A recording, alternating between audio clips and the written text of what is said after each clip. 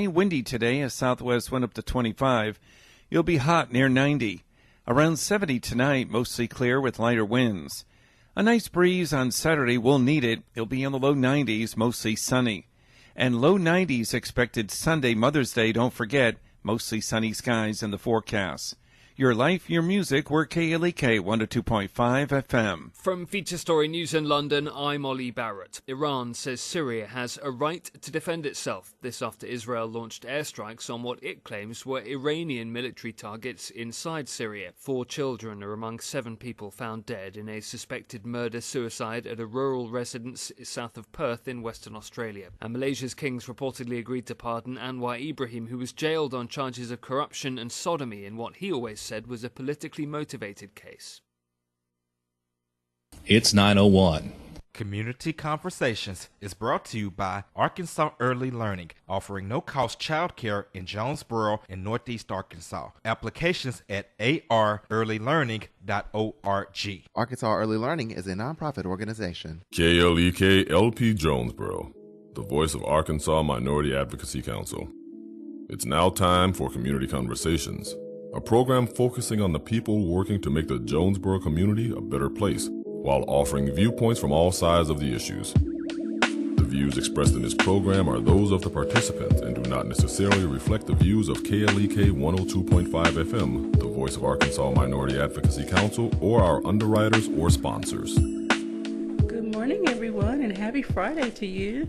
I hope that you're having a great start to your day. You're tuned in to Community Conversations on KLEK 102.5 FM. I'm your host, Quabila Jones, and my special guest today, who is no stranger to you all, is Mr. Shamal Carter from Mid-South Health Systems. Good morning. Good morning, everyone. Good morning. All right, so today we're going to be talking about all things mental health awareness and some exciting programs that Mr. Carter is trying to implement within the city of Jonesboro and surrounding areas. Even though most of you may know Mr. Shamal, I still want him to please give a brief introduction of himself. So if we have any first-time listeners or viewers, you know who we're talking to. Okay. Well, I've recently added some credentials to my name, so I'm kind of excited about that. My name is Shamal Carter. I'm the Family Support Provider, Community Service Coordinator for Mid-South Health Systems. I'm a mental health paraprofessional and a counselor in training through the Arkansas Drug and Alcohol Program. I've been working with Mid-South for over 5 years now. I've worked in adults for 4 years, and I've been in children's for a year now. My focus is offering the community resources and bringing awareness to different issues that we have in our community. Okay. Awesome. And I've been seeing your flyers, and I share what I can when I can. Mm-hmm. You have events coming up. We're going to talk about that a little bit later, but I want to get into the topic of the day because we're seeing in social media and on the news more and more events are transpiring due to mental health. Either it's a lack of treatment, or maybe they went to they got treatment, stopped going. Whatever the case, there's a breakdown somewhere in the individual's mental health. And as a result, you know, of course we're on the outside looking in. We don't know all the ins and outs. However, some people have lost their lives due to someone else's mental health. So let's get right into, okay, I don't even know where to start. Why is there such a stigma? Why do people not like to talk about mental health? When you think about mental health, you think about the 60s, the 70s, maybe even the 50s. Do you go back as far as how they used to treat mental health? It was a negative vibe when it came to it. If you knew someone who had a mental illness, it kind of put them in a negative place. And so since everybody saw it so negative as time went on, instead of us embracing the mental illness and saying, hey, we can overcome it, a lot of people tried to just sweep it to the side. Some of the treatments that the facilities gave back then were inhumane and was not fair. So if you associated yourself with a mental illness, that's what they associated you with, and they called you crazy, which is a very incorrect term, because it's no different than me having cancer than having a mental illness. It's no different. Everything is the same. I treat my mental health as I should treat my physical health. I should get checkups on both of them. They're both very important, but the negative connotation comes from the fact that everybody sees you in a negative light because of what people have said, especially our culture. Yes, sir. We don't like to admit that something is wrong. It's okay sometimes to say, I am not okay. I am having some emotional distress and I need to talk to someone. I need to take a break. I need help. It's okay. I would rather someone say that than to not get help and then it leads to them committing personal harm or harm to someone else. Most definitely. Here lately we have saw an increase in suicides. And just not in our community, but all around the world. And I feel like all of that has a lot to do with the stigma. The people who are afraid to get help, people are afraid to ask for help because they're afraid of what people are going to say. I suffer from anxiety. I suffer from depression. And if I don't take care of myself physically and mentally, then there's a negative vibe that I'll feel. You have to get away from being negative when it comes to mental illness. The stigma is what's killing people. It's not the mental illness, it's the stigma that's killing people. Okay. I see a lot of commercials, advertising for certain medications, and you see the people wearing the mask, or they carry around this mask and they masquerade through life. And we have to get away from that because you can only masquerade for so long. Eventually the mask has to come off and people are going to see the real you. I just hope that it's not at a point where it's at the point of no return. I think the hardest part with that, and I can talk about myself more so than others, the thing with the mask is you're safer behind the mask because you're not judged behind the mask. Wow. People, when you say mental illness, it's like people run and take cover. You see people walking around and you get that negative, what's the word I'm looking for?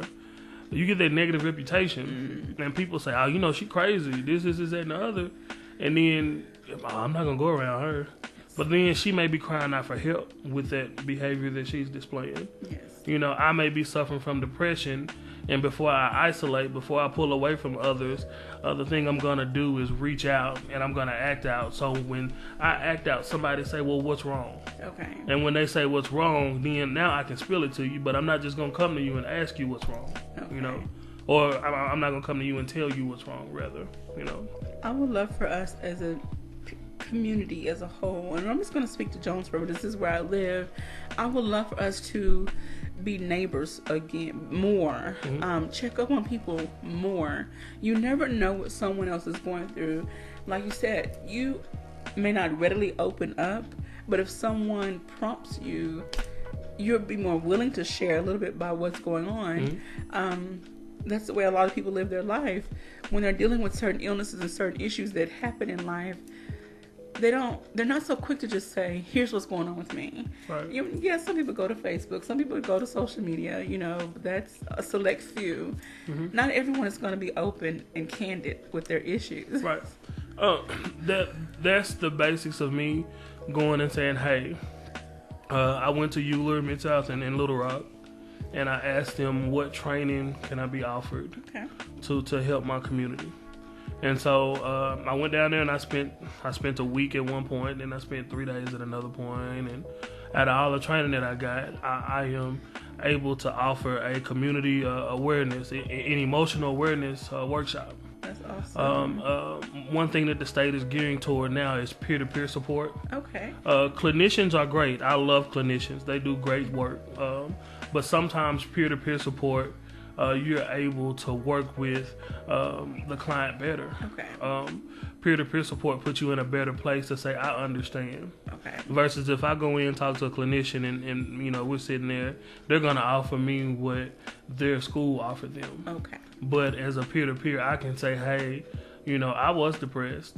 I did try to commit suicide. I can say these things and say it openly and say, hey, but I overcame it. Okay. So then as my peer, you're going to say you did? Well, how did you overcome it? Okay. What did you do? And so me saying, okay, well, I did this, I did that. Well, I tried that already and it didn't work. one thing, the biggest thing with the emotional awareness workshop that I want to do is I want to bridge the gap between religion and mental health. Okay. One thing that everybody that I talk to, they say the same thing. They say, man, when I'm breaking down, I don't want nobody to say, pray about it. I don't want nobody to say that. Yes, we can pray. I'm not gonna discourage you from praying, but at the same time, I need a listening ear, because I don't always need advice. Sometimes I just need someone to listen. Yes, sir. And so by being able to identify these things, being able to identify triggers, being able to identify coping skills is what's going to help our community. That's how we're going to become more neighborly. That's how we're going to trust one another through this workshop. The workshop doesn't cost anybody anything. I fundraise. I do the fundraisers, my personal money. Because I want to build not just my community, but our surrounding communities. Yes, sir. Do you think about how many people committing suicide and how many people are committing murders and, just the other day, you just sit up and you hear talk about, school shootings. And from my understanding, I was in the barbershop and I was told that there was almost a school shooting here in Jonesboro. I don't know about Jonesboro, but I know there was a surrounding community where someone was arrested for threatening. Right, yes. right. Well, I say Jonesboro because it's close or whatever, but that's just something that something that we don't know what's happening. Mm-hmm. A lot of times we point the finger, but we don't take the time to see where the blame lies. And that's a big thing. That's right. I want to give a shout out to Mr. Jerry Lee Walker III and Miss Christy Mathis Conway. And to everyone else that's out there watching, Mr. Jerry says 100. I guess that was in relation to another comment. And then he said, hashtag transparency. That's the key. Most definitely. Definitely, Jerry. I think also we as a community, and I'm going to pick on us as the Black community. Mm-hmm. We don't like to talk about our issues, but you said this time and time again. What goes on in our house stays in our house. Most definitely. We just don't talk about things, and then it blows up in our face, and then we're having to visit someone in the hospital, in jail, or something more serious. People view DHS negatively. I don't. I love DHS. Okay. I love DHS. And so because they have that negative, African Americans, the reason why they keep their business sold to themselves, is because nobody needs to know what's going on inside my house. Because we were told, hey, you do something stupid, that's on you. You're not gonna bring the ship down with you. Meaning you make bad decisions. You make those decisions. Yes. We deal with them here. So if you go to school and act up, then that's a problem. Yes. But at the same time, if I go to school and act up, it's because I need help. That's right. You know what I'm saying? It's when help is offered, we as a culture, we think people gonna think we're doing bad. Mm-hmm. And so instead of us thinking of it like that, we need to think of it in a manner of, okay, it's not that we're doing bad, but we have support. That's right. And so when we have that support, we make better decisions. That's right. I want to switch gears and talk about, children, for instance, for a minute. Mm-hmm. Since you brought it up, in the time that I grew up in, and even before, children were seen and not heard. If a child acted out in a certain manner, we were quick to label them as bad, mm-hmm. disobedient, not realizing there is something deeper. I don't have a degree in child psychology, but I know people who do.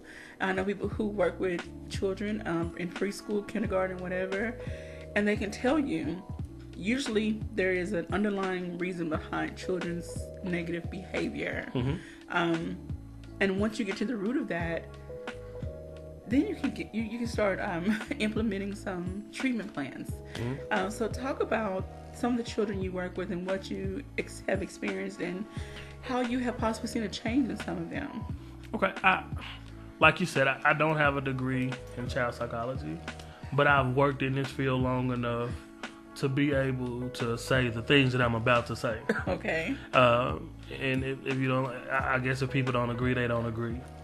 One thing that I don't agree with is always spanking your children every time something happens. Yes, there should be discipline. Yes, people should spank their children. But you can't spank away a mental illness. Okay.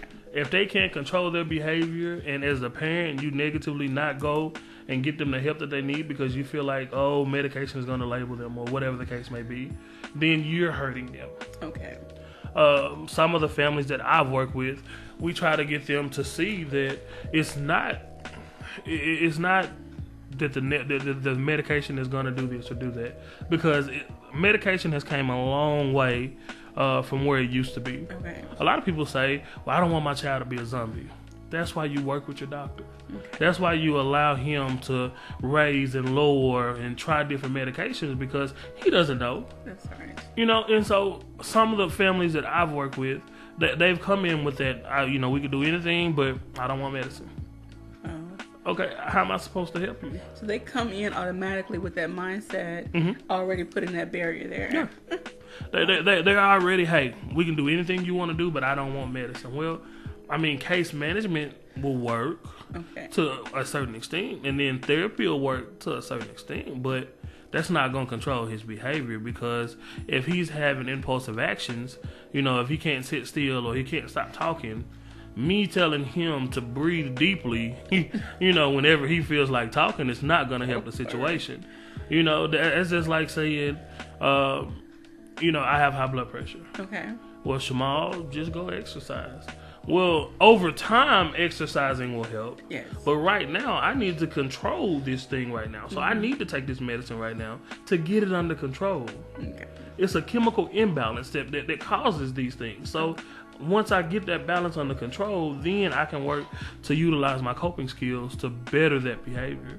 Do you think that is one aspect of mental illness that people either ignore or choose to ignore, that there is literally a chemical imbalance in the brain that causes certain disorders to exhibit themselves in one way or another? I don't think they choose to ignore. I think they're not literate to the full. I mean, you think mental illness, you think he's just a little off. Yes. But you don't think, okay, why is he a little off? Take a picture of the brain of a child who doesn't have a mental illness versus a child who has ADD or ADHD. Okay. And you look at those brain scans and you will see a significant difference. Okay.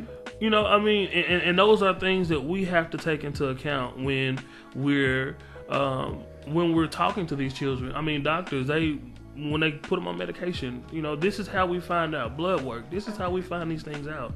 But if you're not compliant, then how do we know? Well, my kid's a zombie. Well, when was the last time you took your kid for a checkup?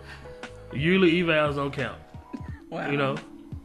Okay, so this is what I'm getting is that parents should keep a good line of communication with their pediatrician or primary care physician, as well as the caseworker at any mental health facility or service provider that they're working with. To some degree. I'm sorry, correct me. My opinion, just my opinion, I don't.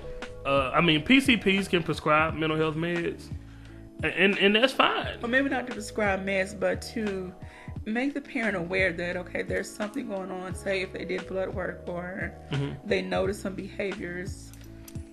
Do you all have a partnership? Well, we do. We share that information, but also in our clinic, with our clinic, we have our doctors on staff along with our therapists and so on and so forth. So we all share the information amongst each other.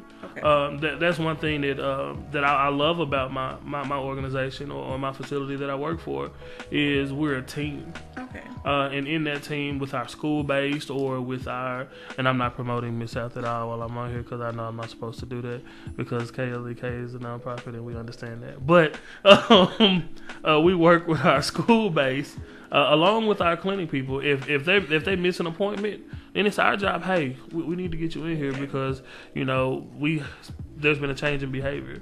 The school let us know, hey, so and so Skip has been acting up, and this is not normal. Okay. And so, working as a team, I believe we have a more successful rate with our kids because we are a team, and it's not individualized. Okay.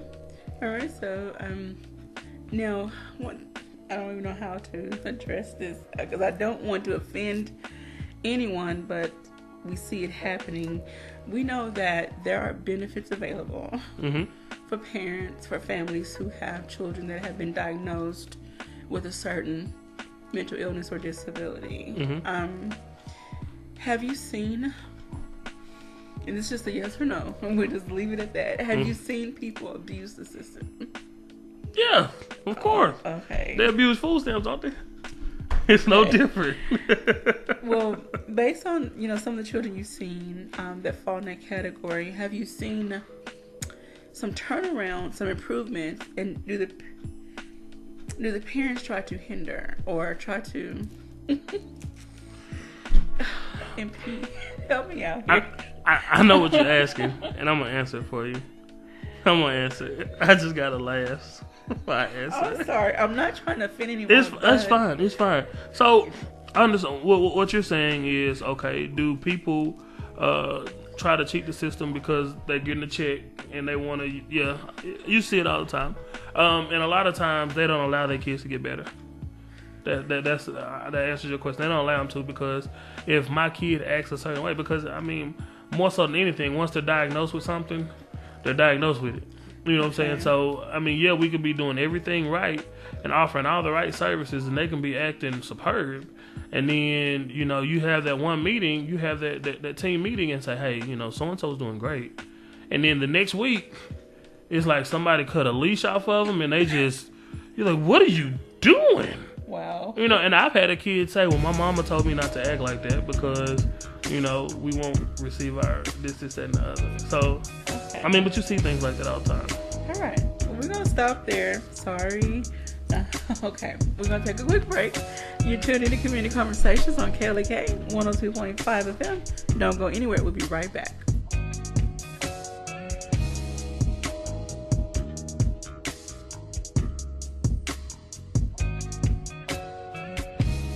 You're listening to Community Conversations on KLEK 102.5 FM. We'll be right back.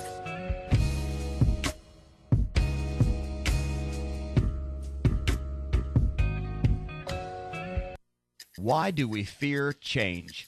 I'm Mark Merrill with today's Family Minute. In November 2010, the Journal of Experimental Social Psychology revealed a study about people's fear of change. Students were given a choice between a typical curriculum and a new curriculum. If the new curriculum required much less work, the students chose the typical curriculum. The study revealed an important truth. We crave the known and fear the unknown. Why do we fear the unknown and resist change? First, our craving for change is not stronger than our fear of initiating the change. Second, it requires risk. Staying in a bad yet familiar situation often seems preferable to a new unknown situation. To hear my podcast about the fear of change and how to overcome it, check out my blog at markmerrill.com. Remember, your family first. Family Minute is made possible by the Kappa Nu Omega chapter of Alpha Kappa Alpha Sorority Incorporated, a nonprofit organization committed to service to all mankind. Kappa Nu Omega Alpha Kappa Alpha on Facebook and KNOMEGA1908.com. Family Minute is brought to you by the Gears Foundation, a nonprofit organization providing students with assistance in their academic and career pursuits. Gears Foundation on Facebook, Gears_Inc. on Instagram, and the Gears Foundation at gmail.com. KLEK thanks CJ Pepper and the staff of Life Strategies Counseling Incorporated for helping people through hard times in life such as depression, family issues, stress, abuse, and more. They offer counseling and therapy for all ages, individuals, families, and groups. They are located at 1217 Stone Street. Phone number 1-866-972-1268 or online at lscihelp.com. Hello, I'm Officer Victoria Evans. I have always had a desire to help others in need and to be an example and role model to young women by encouraging them to never give up on their dreams. My dream was to become a police officer and to serve my community. In 2016, that dream became a reality, and it is the most rewarding experience of my life. Now I want to let you know about the same opportunity. The Jonesboro Police Department will conduct testing every month for patrol officers. Applications are available online at jonesboropolice.com or at the police department, 1001 South Caraway Road. The Jonesboro Police Department offers a competitive salary, health, and retirement benefits, top-of-the-line training, and most importantly, the chance to make a difference in the Jonesboro community. Join me in making Jonesboro a better place. The Jonesboro Police Department is an equal opportunity employer, and women and minorities are especially encouraged to apply. More information is available at 870-935-5657. The Jonesboro Alumni Chapter of Delta Sigma Theta Sorority Incorporated was established on June 28, 1997 by 13 dynamic women who accepted the challenge and honor of chartering the Jonesboro Alumni Chapter. Today, the chapter continues to impact the Jonesboro community by sponsoring programs such as the Sonia D. Williams Scholarship Breakfast, Back to School Bash, Disaster Preparedness, Delta Academy, Empower African Girls, and Autism Awareness. Our focus correlates with the national theme, uncompromising commitment to communities, service, leadership, empowerment. Our chapter supports Delta's 5-point programmatic thrusts: economic development, educational development, international awareness and involvement, physical and mental health, and political awareness and involvement. More information about the Jonesboro Alumni Chapter of Delta Sigma Theta Sorority Incorporated is available at www.jonesboroalumnidst.org or via email jonesboroalumni@live.com. The Epic Center, located at 1899 Hasbrook Road, County Road 333, is Jonesboro's newest venue for entertainment for the entire family. They offer an auditorium with theater-style seating for up to 1,100 guests, a large stage, professional lighting and sound, dressing rooms, concessions, and more. Available for weddings, concerts, pageants, birthday parties, showers, and more. Booking and other information is available at Epic Center Jonesboro on Facebook, epiccenterjonesboro.com, and at 870-530-5841. And now back to Community Conversations on KLEK 102.5 FM. All right, welcome back to Community Conversations on KLEK 102.5 FM. I'm your host, Quabila Jones, and my special guest today is Mr. Shamal Carter from Mid-South Health Systems. We're discussing mental health awareness and some upcoming community events that he is working on under the name Bridging the Family Gap. So we're going to get right back into our discussion. We're talking about, people getting the help they need, mental health issues going untreated, unrecognized, underdiagnosed, and a lot of the misdiagnosis or underdiagnosis is not coming from the doctors or clinicians. It's coming from people not wanting to get help because of the stigma. There's such a negative connotation, hovering around the term mental illness. But so many people are dealing with things. If you take a step back and really check yourself, you may find that you're dealing with something that you just need a little extra help with. It's okay to talk to somebody. Everyone at some point in their life needs to talk to someone. So expound on that a little bit, please. The biggest issue we have when it comes to the mental health world is trust. Okay. Excuse me. It's trust. If I don't trust you, then I won't be honest with you. Okay. When you go to the doctor and you don't want him to know what you're going through, the doctor say, "Have you been eating right, or have you been doing things right?" And you say, "Well, yeah." And he say, "Well, what has your blood sugars been running?" Because you don't want to lie, you just be like, "I don't know, I ain't checked it," Yeah. But that's the same way with mental health. I've had the same doctor for a while. Okay. So if I go in there and he's like, "What's going on, man? You know what? My blood pressure high." Because I trust him. Okay. I know he's not going to pass judgment. It's the same way in mental health. If you ask me what's going on and I trust you, that's why peer-to-peer support is so important. And that's why the state is gearing toward a lot of peer-to-peer support. Okay.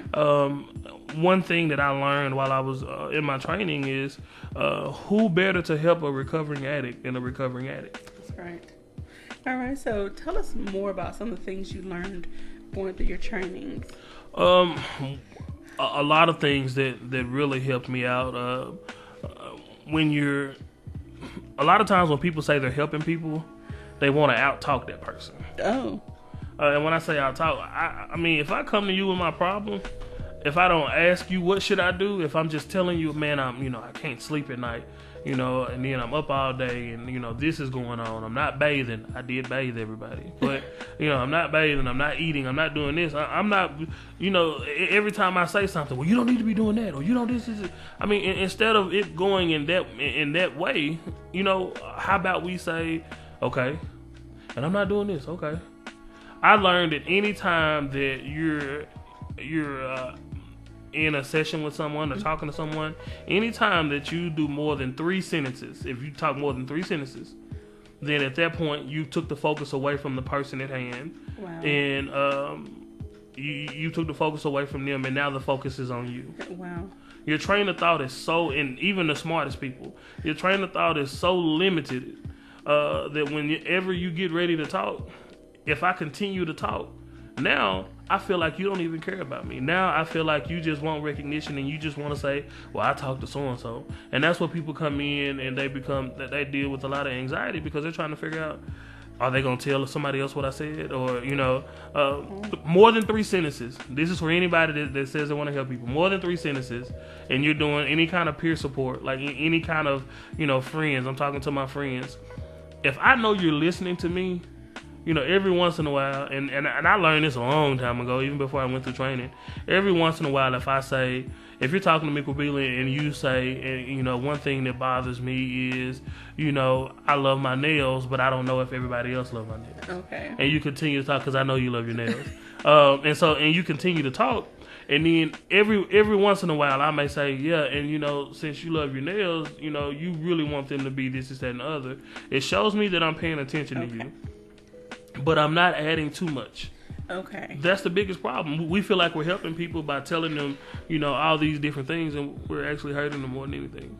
All right. So be mindful of how much you say when someone actually opens up, comes to you. They're brave enough to come to you and open up about what they're dealing with.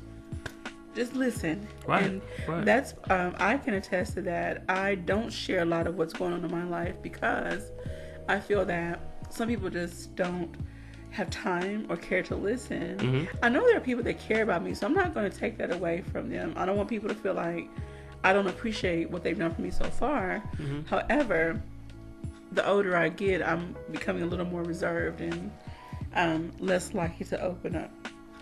I saw this meme on Facebook, and it just drives me, because we need people that are listening to us. But somebody posted, they said, a listening ear is a talking mouth. Mm-hmm. And in some cases, that may be true. Yes. But what about in the cases where I want to hurt myself, and I just want somebody to listen?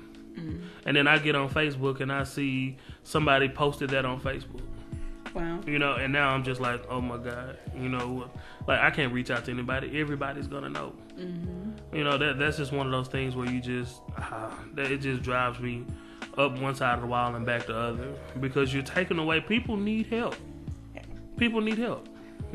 I want us as a collective group of people all across the world to take a step back and stop making fun of things that are really hurting other people. Mm-hmm. People are hurting in their personal lives with certain issues. Someone may have just gone through a divorce, a breakup, lost a child, got a diagnosis they never expected. It is now affecting their mental health in some shape, form, or fashion. Mm-hmm. But they have to put on this face, go to work, go to school, continue to be who they were before XYZ happened. Mm-hmm. But part of them is breaking down somewhere, but you're making fun of and making light of a situation because you've seen it or witnessed it happen with someone else, and now this person is having to kind of shut down and internalize everything. They're going to eventually cause harm to themselves or somebody else. And I'm sure you've seen that in your line of work. And I think we talked about this probably 3 or 4 shows ago. Check it. Okay. You shared your personal story, about it, and then I shared with you some things. I come from a long line man, I will roast you under the table. I mean, uncles, my daddy, I come from a long line of it. So when I found out how it was negatively affecting not just my community but my image, I had to stop it. And I still, now don't get me wrong, I still have to catch myself every once in a while because I be like, uh-oh, I can't do that. Yes. I can't do that. But if you had called me about 2 or 3 years ago, you would have been somewhere in your feelings, you know. But you have to think about everything that you say, because prime example, I went somewhere in 8. I can't say where it is. Okay. I went somewhere in 8, and a family member of mine is the general manager at this. Okay. And so the service was horrible. To me it was. Okay. But I didn't think about how posting that on social media would affect the next person. Okay. You know, and so that person pulled me to the side and they said, hey, you know, I know that you do a campaign on anti-bullying, and I know that, you know, you don't think about some of the stuff, but that hurt me. Oh, wow. And so you like, what? I just said the food was nasty, you know? And they came back and said, well, no, that's not the case. But then I sat down and thought about it, and I had to apologize because I had hurt someone close to me, and it wasn't on purpose. Okay. So a lot of times we do things, and it's not necessarily on purpose, but, you know, our mental health is affected by everything that happens. Yes. You know, the smallest things. You know, like when you're 11 years old and you're taking care of your siblings who are, you know, 5, 3, and 23 months. Oh, Lord. And you know, this is, and I'm talking about kids now because people necessarily don't think about this.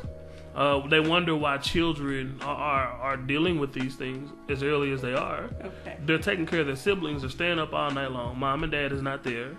And then they turn around and they're in the community, you know, and they go back to school. I'm sorry, not in the community. They go back to school and they can't think. Okay. They're tired. They're physically and mentally exhausted. And so then they begin to act out to get that attention. Okay. And then once they get that attention, now parents are saying, no, you can't do that because you're going to get me in trouble. And so then that depression part, because now they have to isolate because they brought attention to certain things, so they have to back away from people, and that hurts our families, that hurt our children, and it puts us in a negative way. You know, like, how do I respond? What am I supposed to do? How am I going to find out who I am? Because every time I want to come out and say something, I'm being shut down. Okay. I'm being shunned for it, you know. Wow. And as you're talking, I'm thinking about, you know, when I was a teenager and, you know, just observing others in my age group, and just me personally, I don't know if I would call it a mental illness, but I had some issues that I was dealing with. Losing your parent at an early age is hard to deal with, or losing your parent at any age is hard to deal with, but especially when you're a teenager and you're still trying to come into your own, figure out who you are, there's some things that go on. And when you don't have as great a support system as you would like, yes, it affects you mentally. And so you make choices and decisions that you may not have made had you had a stronger support system. I'm seeing it now, and I try to tell even my son, the game of life has not changed. The players have changed, but the game has not changed. And he thinks I don't recognize and know certain things that are going on in the world. Oh, you're older, you don't know. Baby, I've been there, done that, maybe wrote a book about it or something, you know. And I see a lot of teenagers making choices that I know are made out of emotional distress. And if they could just talk to someone, get the help they need, get the support from their parents or other family members, they might not continue to make those decisions that they make. One program that we implement at Mid-South is Wraparound. Okay. Wraparound is a program designed to build a team around our youth to help them be more successful. In Wraparound, what we do is we meet once a month with the family, and we build a community support team. That's pastors, that's police officers, that's teachers, it's family friends, aunts, uncles, and of course people who are a part of the agency. And so in that, when we meet, we find goals, common goals, to help them be more successful in a less restrictive environment, such as school, or when they go on field trips, or when they go to church. Our common goal is to help them be successful. Okay. And so in that, when we meet, what do you need? This is a meeting geared toward the youth, not the parents or anybody else, but it's geared toward the youth. We're asking them what they need. How can we help them? And we have a team. We have myself as family support. We have another person that's our wraparound specialist. We have our CCC, which is our director. We have so many people that's around them to help them. Okay. And we offer different resources. We partner with different agencies. Okay. You know, we're partnered with DHS. You know, like we have a common, not partner, we have a common relationship with them. And so if they're foster kids, we know that we can depend on them to be there. Okay. You know, and so building this team around them, it takes away from that I don't know what to do. Okay. Because you can always call Mr. Shamal if I can't make the best decision. My number is public. It's all over Facebook, everywhere. Everybody got my number. Okay. I don't think my spouse too much cares for that because my phone is always ringing. But if I can make a difference, if I come in contact with 75 kids and I can only help 5, those are 5 that can pay it forward to 5 more. Yes, sir. All right. So with that, I want to lead into this event that is coming up on May 26th. It's called Stamp Out the Stigma on Mental Health.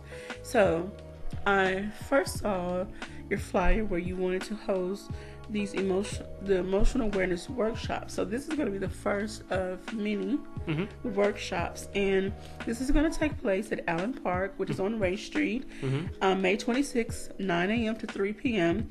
So tell us more about what people can expect. Well, this is going to be our spring fling. We're going to end mental health. The May is Mental Health Awareness Month, and we're going to end it with a bang. Okay. We're going to have a amateur barbecue competition. We're going to, as you all sense, it's Memorial Day weekend. Yes. You know, the park normally opens up the splash pad on that weekend, so you'll have the splash pad. We're trying to get jump houses. We're trying to, it's going to be a resource fair. Okay. Inside the gym, we'll have different people in there. We'll have Mr. Jerry Walker.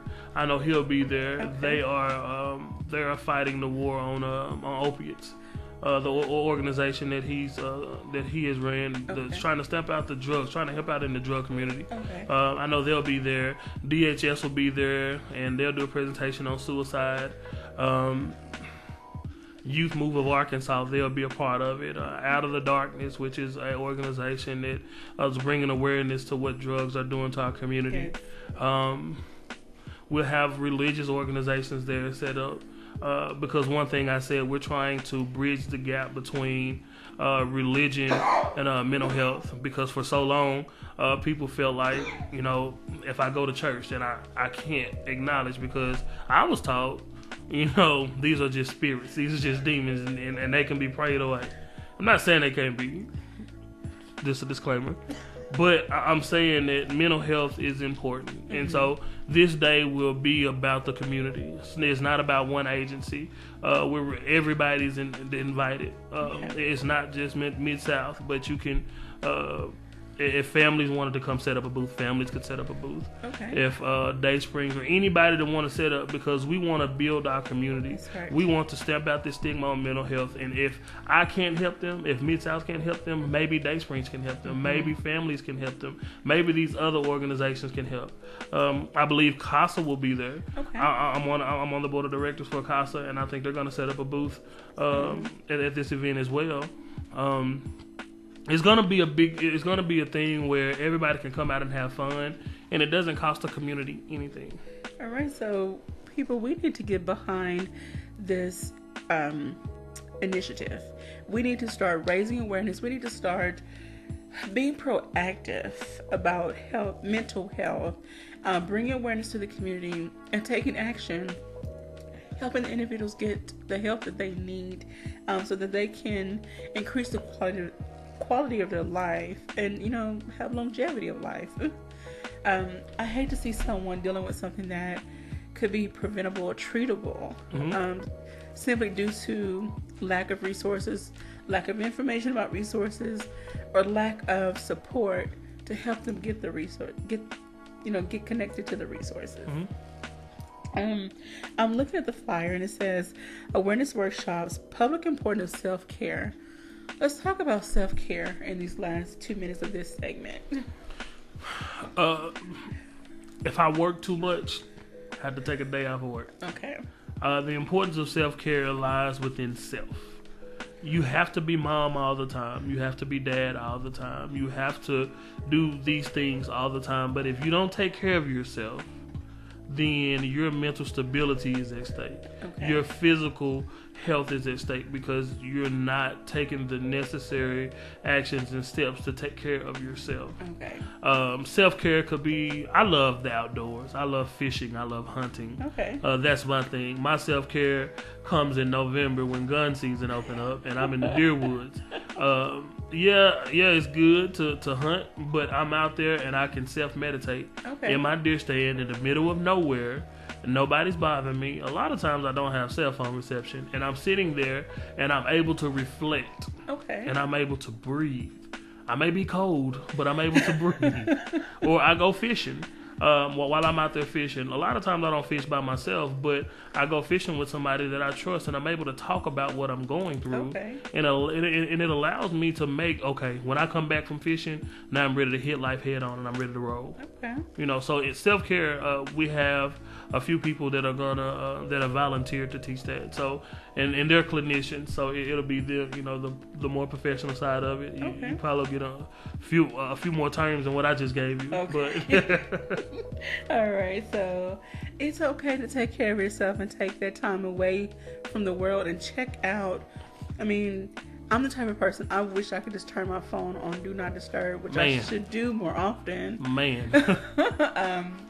My way of taking care of myself is locking myself in my room with a good book or some music or my poetry notebook, and I'm okay. People think I'm depressed when I sit in the dark. For me, sitting in the dark with a little bit of light actually helps me to focus more. So please, no, I'm not depressed. I just like it to be dark. It's like my security blanket, so to speak. And it's therapeutic too. It really is. All right, so we're coming up on our next break. You're tuned in to Community Conversations on KLEK 102.5 FM. Don't go anywhere. We'll be right back.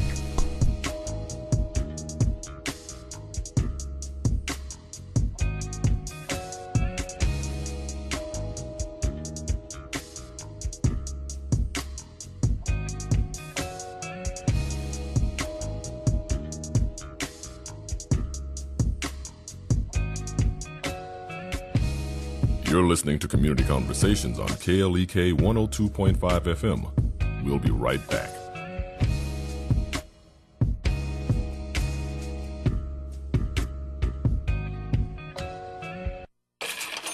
We're back with Money Matters. I'm Alfred Edmond Jr. Our Think Wealthy quote of the week comes from John Rogers, founder of Ariel Investments, one of the nation's largest black-owned asset management firms. Rogers says, my father had started buying stocks for me, every birthday and every Christmas after I was 12. So I learned to get comfortable with the markets and had total confidence in my ability to pick stocks and sell stocks and do the right things. Rogers is a great example of what happens when we invest in the financial education of our children at an early age. You can't get frightened out of the bottom and go trying out something new and some new concept with you don't know it's going to work. You've got to stick with what you understand and believe in. Is to think long term, stay the course, and not let all the short-term noise pull them out of the market at exactly the wrong time or pull them back in at exactly the wrong time. For more information or for past shows, go to AURN.com. I'm Alfred Edmond Jr. for Money Matters, a product of American Urban Radio Networks. Money Matters is made possible by the Jonesboro Alumni Chapter of Delta Sigma Theta Sorority Incorporated, a nonprofit organization dedicated to uncompromising commitment to communities, service, leadership, empowerment. www.jonesboroalumnidst.org. Money Matters is brought to you by Bancorp South, offering checking, savings, loans, credit cards, and wealth management. 5 locations in Jonesboro to serve you. www.bancorpsouth.com or 870-972-9800. Money Matters is brought to you by the Gears Foundation, a nonprofit organization providing students with assistance in their academic and career pursuits. Gears Foundation on Facebook, Gears_Inc. on Instagram, and the Gears Foundation at gmail.com. Meineke of Jonesboro is now Starks Auto Service, a full-service auto repair and vehicle maintenance center offering engine and transmission repair, brake service, tires, oil changes, and more, performed by ASE certified mechanics. The all-new Starks Auto Service, 2813 South Caraway Road in Jonesboro, 870-204-7112. Starks Auto Service, Jonesboro.com. Teresa Beck, owner of Full Sun Gifts, 606 Southwest Drive in Jonesboro, is a proud supporter of KLEK. Full Sun Gifts offers a variety of gift ideas such as candles, fragrances, bath and body products, makeup, cosmetics, skincare, and more for birthdays, weddings, holidays, and all occasions. Details at Full Sun Gifts on Facebook and Instagram and 870-974-8480. The Mu Omicron Lambda chapter of Alpha Phi Alpha Fraternity Incorporated was established on January 1st, 1977, originally serving Blytheville, Arkansas, and now serving Jonesboro, Blytheville, Osceola, Marion, and West Memphis, Arkansas. Today, the chapter continues to make an impact by focusing on Alpha's national community outreach initiatives such as My Brother's Keeper, A Voteless People is a Hopeless People, Go to High School, Go to College, Project Alpha, Boy Scouts, and the March of Dimes. The Mu Omicron Lambda chapter of Alpha Phi Alpha Fraternity Incorporated is committed to Alpha's mission of developing leaders, promoting brotherhood and academic excellence, while providing service and advocacy to the community. More information about the Mu Omicron Lambda chapter of Alpha Phi Alpha Fraternity Incorporated is available at MOL Alphas on Facebook or via email at molalphas@gmail.com. Hey ladies, it's Nettie Jones, the girlfriend's therapist. I'm here with my girls, Elise Lyles and Brianna Hill. The Fab Squad. Tune in this week for our featured bad woman of color. She's bold, audacious, and determined. She's a bad, shut your mouth, woman of color. So tune in this week from 10 to 11 right here on KLEK 102.5 FM. You don't want to miss it. Tell a friend. The McDaniel Law Firm, 400 South Main Street in Jonesboro, is a firm believer in justice and equality for the minority community. The McDaniel Law Firm has fought for our rights for over 44 years. The McDaniel Law Firm offers legal help for wrongful death as well as trucking and automobile accidents. Bobby and Brett McDaniel are available for a free consultation at 870-336-4747 or at www.mcdaniellawyers.com. Check out the Dorinda Clark Cole Radio Show every Sunday at 4 o'clock p.m. Listen as Dorinda plays the very best in contemporary gospel music and interviews all of your favorite gospel artists. The Dorinda Clark Cole Radio Show every Sunday at 4 p.m. on KLEK 102.5 FM.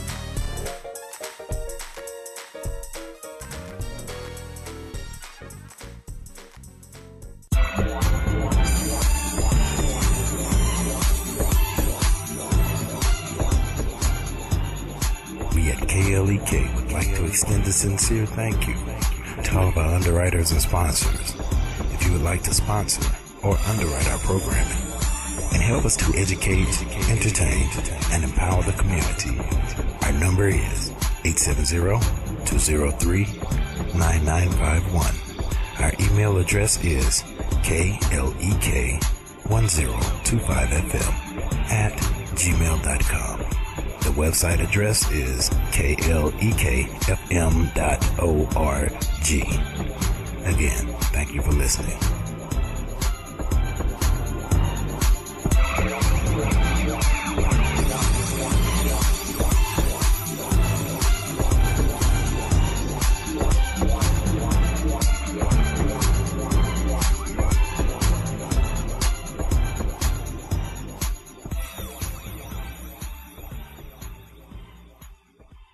And now back to Community Conversations on KLEK 102.5 FM. All right, welcome back to Community Conversations on KLEK 102.5 FM. I've been your host, Quabila Jones, and my special guest, Mr. Shamal Carter from Mid-South Health Systems. May is Mental Health Awareness Month, along with many other health and social awareness issues. But today we're highlighting mental health awareness. So I'm going to let Mr. Carter have these last few moments to give his final thoughts. Hello, everybody. Something that I want you guys to think about, just a few minutes. Think about how your life is affected by different things. Think about how if you had the opportunity to use the resources that were given to you to make a difference, would you have? I've referred to physical health several times during the broadcast. Mm-hmm. And if I know that I'm physically sick, I'm gonna get help. Mm-hmm. I'm gonna go to the doctor. I'm gonna get the things that I need from the doctor if I know that I'm sick physically. Mentally, if I'm isolating from people, if I'm staying away from people because I don't know what's bothering me, if my anxiety is getting the better of me, if I'm depressed, these are things we need to look at and say, hey, I want to make a difference. But the thing is, community, I need you to say, okay, how can I help that person? Okay. If we take the time to stop putting our mouth on people and start supporting our people and start building our people, that's what it's about. That's what this is all about. A lot of people look at mental health negatively because people put their mouth on them. No, our kids aren't bad. Our kids just need help. A lot of people may ding me for saying our kids aren't bad, but they're not bad. If you take time and you say, okay, I think my kid needs XYZ, okay, then you've made a difference. Okay. Because now I've put myself in the vein of I know what they need. Stop letting everybody else make your mind up for you. It's not what we say, but it's our actions. Depression is real. Severe depression is something that can overtake you. Mm-hmm. And a lot of times people don't know how to talk about it. But the fact that if someone knows that you care, if they know you care, then you've made a difference because now, hey, my mental health is more important than anything else. I feel like if I get the help that I need, this stigma will go away. Okay. If we bond together, not just agencies, but churches, not just churches, but the community as a whole, if we bond together, then at this point, we make a difference. We stamp out the stigma on mental health. Right. We make things better. And I know my time is winding up, but we have to work together to stamp this stigma out. On May 26th, when everybody come out, the course that I'm going to teach, we're going to talk about the five stages of grief. Okay. And understand that grieving is not just when someone dies. So many people think, well, grieve. I'm grieving because so-and-so died. No. People can grieve behind divorces, the loss of relationships, death. There are several factors in grieving. Wow. Emotional awareness, knowing these things, puts us in a better place.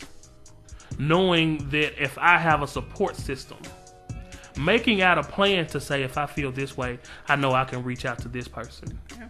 I call it my emotional awareness workbook. It's my phone book for people. If I'm depressed, I'm not gonna call nobody that's always negative.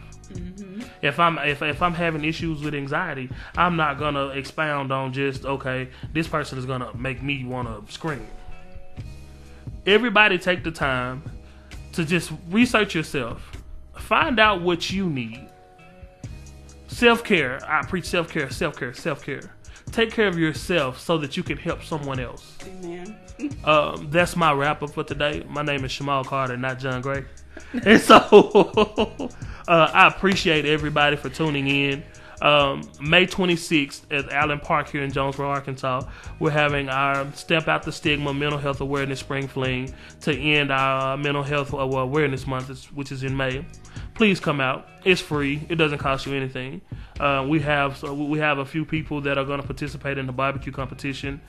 Candy Apple Barbecue that participated downtown. He's going to be there. And we have several people. I just can't name everybody off the top of my head because I keep looking at the time and it's making me anxious.